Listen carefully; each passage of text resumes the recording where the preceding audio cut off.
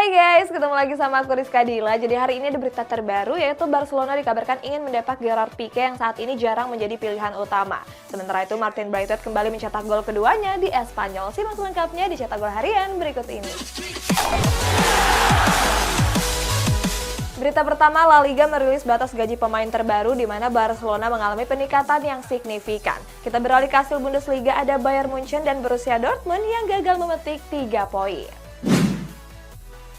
La Liga merilis daftar beban gaji klub musim 2022-2023. Dalam perilisannya, Real Madrid masih menempati posisi teratas dengan beban gaji paling besar di La Liga. Skuad asuhan Carlo Ancelotti ini punya beban gaji sekitar 683,462 juta euro. Disusul dengan Barcelona dengan gaji besar sebesar 656,429 juta euro. Barcelona menjadi tim dengan kenaikan beban gaji yang signifikan yakni mencapai 512 juta euro. Sebelumnya beban gaji mereka hanya sebesar 144 juta euro saja. Bayern Munchen gagal meraih 3 poin dalam laga lanjutan pekan ke-6 Bundesliga. Bermain di hadapan publik Allianz Arena, skuad di Rotten ditahan imbang VfB Stuttgart dengan skor 2-2. Bayern unggul terlebih dahulu setelah Mathis Tel mencetak gol di menit ke-36. Di babak kedua, VfB mampu menyamakan kedudukan lewat Chris Führich di menit ke-57. 3 menit berselang, Bayern Munchen kembali unggul lewat Jamal Musiala. Sayang kemenangan Bayern Munchen di depan mata Sirna setelah Serhou Guirassy mencetak gol di masa injury time. Mathis Tel yang mencetak 1 gol mencatatkan rekor yakni sebagai pencetak gol termuda Bayern Munchen di Bundesliga. Dia mampu mencetak gol tersebut di usia 17 tahun 136 hari. Tanggal 8 September lalu, RB Leipzig menunjuk Marco Rose sebagai pelatih terbarunya. Pelatih asal Jerman ini pun langsung mencatatkan debut manis di pertandingan pertamanya. Saat itu skuad di Bolen mampu melibas Borussia Dortmund dengan keunggulan 3 gol tanpa balas. 3 gol Leipzig dicetak oleh Willi Orban, Dominik Szoboszlai, dan Amadou Haidara. Kemenangan ini pun membuat RB Leipzig merangsek ke peringkat 10 dengan mengemas 8 poin. Sementara itu kemenangan ini juga menjadi ajang pembuktian Rose yang sebelumnya dipecat oleh Dortmund. Paris Saint-Germain menjalani pertandingan pekan ke-7 Ligue 1 dengan hasil memuaskan. Pada laga tersebut, Lionel Messi dan kawan-kawan menang tipis atas Brest dengan skor 1-0. Satu-satunya gol pada laga ini dicetak oleh Neymar pada menit ke-30 pertandingan. Skuad Les Parisiens nyaris meraih hasil imbang setelah Brest mendapat hadiah penalti. Beruntung Islam Slimani yang menjadi eksekutor gagal menjalankan tugasnya dengan sempurna. Saat itu Gianluigi Donnarumma mampu menepis sepakan tersebut dengan baik. Selain penyelamatan apik Donnarumma, pada laga ini ada aksi kocak dari Kylian Mbappe. Saat itu Mbappe menghalangi tendangan Lionel Messi sehingga gagal berbuah gol. Inter Milan meraih 3 poin pada pekan ke-6 Serie A melawan Torino. Bermain di hadapan para pendukung, skuad Nerazzurri mengakhiri laga dengan kemenangan tipis 1-0. Marcelo Brozovic menjadi aktor kemenangan dengan mencetak satu-satunya gol di menit akhir pertandingan. Skor tersebut bertahan sampai wasit meniup peluit panjangnya. Pada musim ini Inter Milan tampil gak konsisten dan kerap gagal meraih kemenangan. Di laga derby Milan kemarin mereka bahkan takluk dengan skor 3-2. AC Milan meraih kemenangan setelah mengalahkan Sampdoria dengan skor 1-2. Masih di pertandingan Serie A lainnya, ada Napoli yang kembali merebut puncak klasemen dengan mengalahkan Spezia dengan skor 1-0. AC Milan memainkan pertandingan pekan ke-6 Serie A melawan Sampdoria. Bertandang ke Stadion Luigi Ferrari, skuad Rossoneri berhasil menang dengan skor 2-1. AC Milan sendiri sudah unggul cepat lewat gol dari Junior Mesias pada menit 6 pertandingan. Tim tuan rumah sempat membalas 1 gol lewat aksi dari Filip Juricic pada menit ke-57. Sementara skuad Rossoneri baru unggul di awal babak kedua melalui penalti dari Olivier Giroud. Pada laga ini AC Milan tampil pincang karena Rafael Leao sudah di kartu merah pada menit ke-47. Tadi malam Napoli menjalani pertandingan pekan ke-6 Serie A melawan Spezia. Di hadapan publik Stadion Diego Armando Maradona, skuad Partenope unggul tipis dengan skor 1-0. Spezia yang tampil solid membuat Napoli kesulitan untuk menjebol gawang. Hasilnya Napoli baru bisa mencetak gol lewat Giacomo Raspadori 1 menit sebelum waktu normal pertandingan berakhir. Kemenangan ini mengantarkan Napoli ke puncak klasemen Serie A dengan mengkoleksi 14 poin. Sementara Spezia di peringkat 14 dan baru meraih 5 poin saja. Kiper Cadiz yakni Jeremias Ledesma ikut memberikan pertolongan kepada penonton yang mengalami serangan jantung. Sedangkan Barcelona kembali menang setelah melibas Cadiz dengan 4 gol tanpa balas. Laga antara Cadiz melawan Barcelona sempat dihentikan sementara waktu. Alasannya karena ada salah satu penonton yang mengalami sakit jantung dan membutuhkan pertolongan medis. Menariknya kiper Cadiz bernama Jeremias Ledesma dengan cekatan turut membantu. Saat itu Ledesma terlihat berlari dan mengantarkan peralatan yang dibutuhkan oleh tim medis. Aksi Ledesma ini viral di sosial media Twitter. Kiper asal Argentina ini pun mendapat komentar positif dari para netizen. Netizen menyebut kalau Ledesma sudah melakukan penyelamatan terbaik. Walaupun sempat mengalami penundaan, laga Cadiz kontra Barcelona dikabarkan tetap berlanjut. Pada laga itu, Barcelona mengakhiri laga dengan kemenangan 4 gol tanpa balas.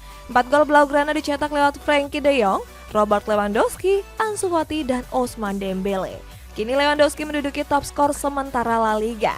Mantan bomber Bayern Munchen tersebut telah melesakkan 6 gol dalam 5 pertandingan. Padahal sebelumnya Lewandowski sempat diremehkan karena didatangkan dari Liga Petani. Atletico Madrid meraih kemenangan telak saat bertanding menghadapi Celta Vigo. Bertanding di Wanda Metropolitano, skuad Los Rojiblancos mengakhiri laga dengan skor 4-1. Di babak pertama, Atletico sudah unggul 1 gol lewat Angel Correa pada menit ke-9.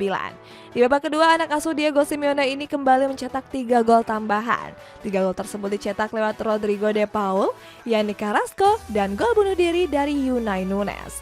Sementara 1 gol Celta Vigo dicetak lewat Gabri Veiga di menit ke-71 pertandingan.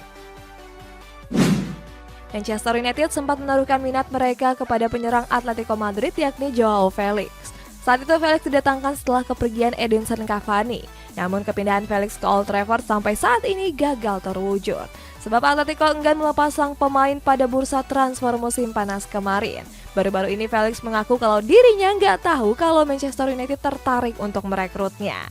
Sebab menurut Felix hal tersebut sudah ditangani oleh presiden klub. Next ada Luka Modric yang menyebut kalau kehilangan Casemiro nggak berpengaruh besar terhadap performa Real Madrid. Masih di kabar La Liga, ada Martin Braithwaite yang kembali mencetak gol ke gawang Sevilla. Casemiro bergabung ke MU pada bursa transfer musim panas kemarin. Kepindahan Casemiro membuat Luka Modric memberikan tanggapannya. Modric menyebut kehilangan Casemiro nggak berpengaruh besar terhadap performa Real Madrid. Sebaliknya dia mengatakan kalau El Real tetap kuat walaupun tanpa kehadiran Casemiro. Di sisi lain, Modric memberikan pujian kepada Casemiro. Dia menyebut kalau gelandang Brazil ini merupakan salah satu pemain penting di lini tengah skuad Los Blancos. Barcelona mendepak Martin Braithwaite di bursa transfer musim panas kemarin. Penyerang asal Denmark ini pun bergabung ke Espanyol dan sudah mencetak gol debutnya di kontra Athletic Bilbao. Terbaru Braithwaite kembali menyumbangkan 1 gol pada laga kontra Sevilla dini hari tadi. Sayangnya Espanyol justru takluk atas Sevilla dengan skor 2-3. Walaupun sudah didepak, Braithwaite masih peduli dengan perkembangan Barcelona. Saat itu dia memberikan pujian kepada Ousmane Dembele yang dianggapnya sudah bangkit. Mantan pemain Liverpool yakni Steve Nicol menyebut kalau Cristiano Ronaldo nggak memberikan dampak di dalam tim. Kita bertolak ke Inggris guys, ada Graham Potter yang ingin memboyong 2 pemain Brighton ke Chelsea. Mantan pemain Liverpool yakni Steve Nicol memberikan kritikan pedas terhadap Cristiano Ronaldo. Kritikan itu Nicol sampaikan setelah MU menelan kekalahan atas Real Sociedad. Dia mengatakan kalau kehadiran Ronaldo nggak memberikan dampak di dalam tim. Pada laga itu juga Nicol bilang kalau Ronaldo banyak membuang peluang di depan gawang. Oleh sebab itu Nicol pun menilai kalau Ronaldo sudah nggak berada di performa terbaiknya lagi. Sebab mantan bomber Real Madrid ini sudah memasuki usia uzur. Chelsea menunjuk Graham Potter sebagai pelatih terbarunya. Mantan pelatih Brighton ini direkrut untuk menggantikan Thomas Tuchel yang dianggap sudah nggak layak mengasuh skuad The Blues. Kabarnya Potter ingin membawa 2 pemain Brighton di bursa transfer musim dingin nanti. Mereka adalah Leandro Trossard di posisi sayap dan Moses Caicedo di posisi gelandang. Trossard merupakan pemain serba bisa yang bisa ditempatkan di posisi penyerang sayap sampai bek sayap. Sementara Caicedo digadang bakal menjadi penerus dari N'Golo Kante. Kylian Mbappe sempat digadang bakal hengkang dari PSG dan bergabung dengan Real Madrid. Akan tetapi Mbappe berubah pikiran dan menekan kontrak baru bersama skuad Les Parisiens. Hal tersebut membuat publik sepak bola Spanyol khususnya fans Real Madrid merasa geram. Selain itu banyak yang menyampaikan kekecewaan termasuk Presiden La Liga yakni Javier Tebas. Tebas menyindir pemain-pemain yang memperkuat klub kaya raya. Selain itu Tebas juga menyindir Mbappe dengan menyebut kalau Mbappe bertahan di kompetisi yang gak kompetitif. Xavi Hernandez nggak peduli dengan urusan klausul Antoine Griezmann. Masih di kabar Barcelona ada Gerard Pique yang berpeluang didepak karena jarang dimainkan pada musim ini. Barcelona meminjamkan Antoine Griezmann ke Atletico Madrid sampai akhir musim ini. Setelah itu Griezmann akan kembali ke Camp Nou mengingat kontraknya masih ada sampai tahun 2024.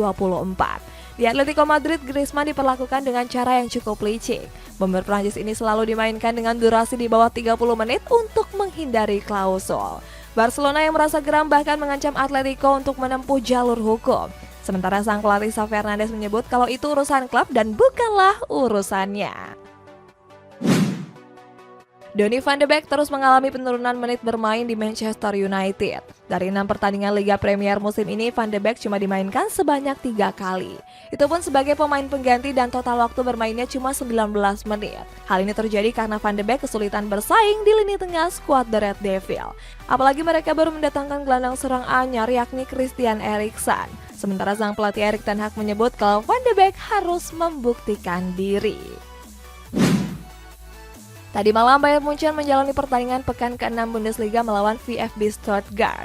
Berlaga di Allianz Stadium, skuad Doroten ditahan imbang dengan skor 2-2. Walaupun harus berbagi poin, terdapat hikmah besar dari hasil imbang tersebut. Sebab mulai saat ini Bayern Munchen bisa mengandalkan bomber mudanya yakni Jamal Musiala. Jamal Musiala yang baru berusia 19 tahun kini berstatus sebagai top skor klub. Tercatat dari 5 pertandingan Bundesliga, mantan pemain akademi Chelsea ini sudah mencetak 4 gol. Kontrak Gerard Pique di Barcelona masih tersisa 2 tahun lagi. Akan tetapi pemain jebolan La Masia ini terancam bakal mendapat pemutusan kontrak dari Barcelona di akhir musim ini. Sebab Pique belum mencatatkan presentase penampilan sebanyak 35%. Di musim ini bek veteran Barcelona tersebut memang belum dimainkan di pertandingan La Liga. Sang pelatih Xavi Hernandez lebih mengandalkan Jules Koundé, Andreas Christensen, dan Eric Garcia. Kabarnya Xavi juga sudah menyarankan Pique untuk mencari klub baru. Berita selanjutnya, Arab Saudi bersama Mesir dan Yunani dikabarkan akan menjadi tuan rumah Piala Dunia di tahun 2030 mendatang. Di kabar penutup guys, ada PSM Makassar yang berhasil membantai Persebaya Surabaya dengan skor 3-0. Selamat!